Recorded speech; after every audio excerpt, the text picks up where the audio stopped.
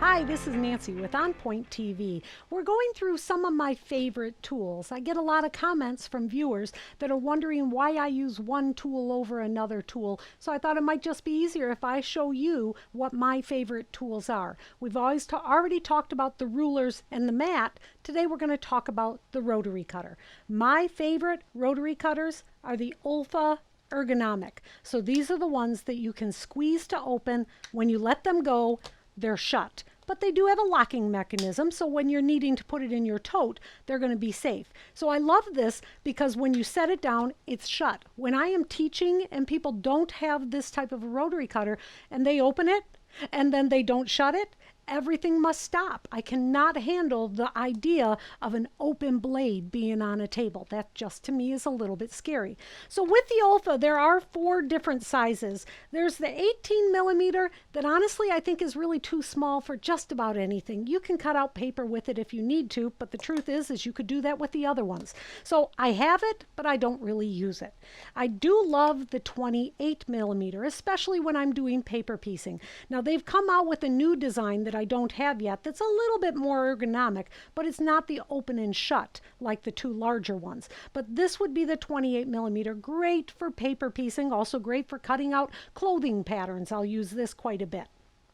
These 2 really are the workhorses of my toolbox. The 45 millimeter, almost forgot what it was there for a second, is probably the most common rotary cutter in any quilter's stash of tools. And I want to take you through why I think the Olfa is such a nice one.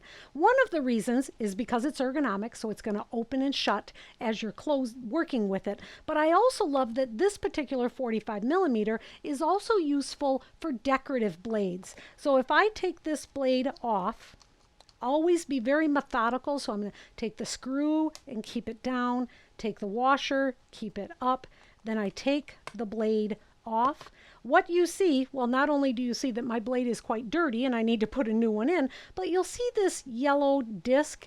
That yellow disc is what makes it possible for you to use decorative blades on this cutter, because when it is on the surface of the cutter here, if you're using a wave blade or a pinking blade, you can actually use that. You don't have to have a special cutter to use those blades. This cutter can do that. So I am going to show you how I change a blade. Probably shouldn't have held it like that. Don't let your children watch that.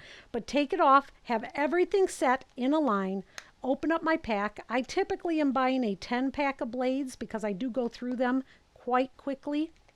They do have a cute little storage case. Make sure that you've only got 1 blade. Oops, I did it. I've got 2 blades.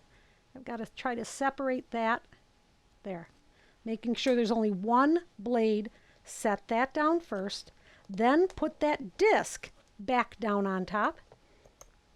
Then your rotary cutter goes on top of that. And the washer with the scoop up.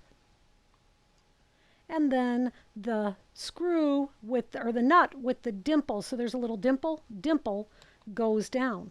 So when you're using your rotary cutter, something else you want to do, well, I just made that into a left-handed rotary cutter, so I'm not left-handed, but let's just imagine, is that you don't want the blade to be too tight. You want it to be loose enough that it'll roll, and I'll show you that with my 60 millimeter, because now this is left-handed, which brings me to, this is a right or left-handed cutter. They're also guaranteed for life. And I'm telling you that because these are my favorite rulers.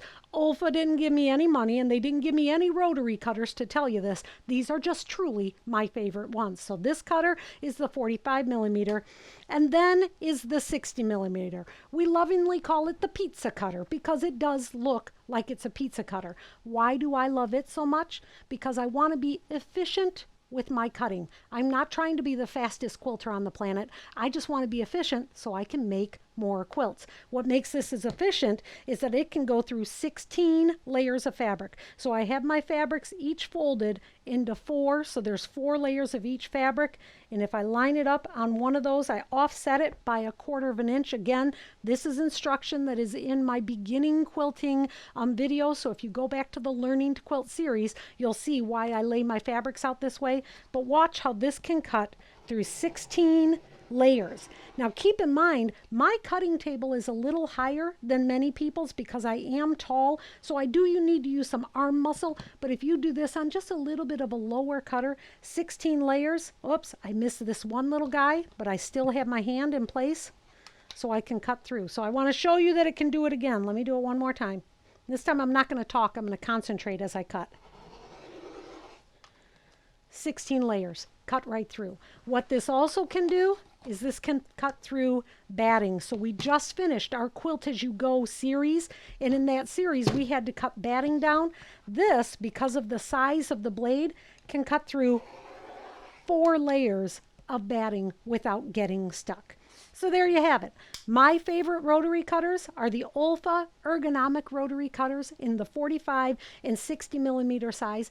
Keep in mind that most blades can be interchangeable between all of the different rotary cutters, and there's a lot of different blades out there. I generally use the Olfa blades, but there are other ones that you can use.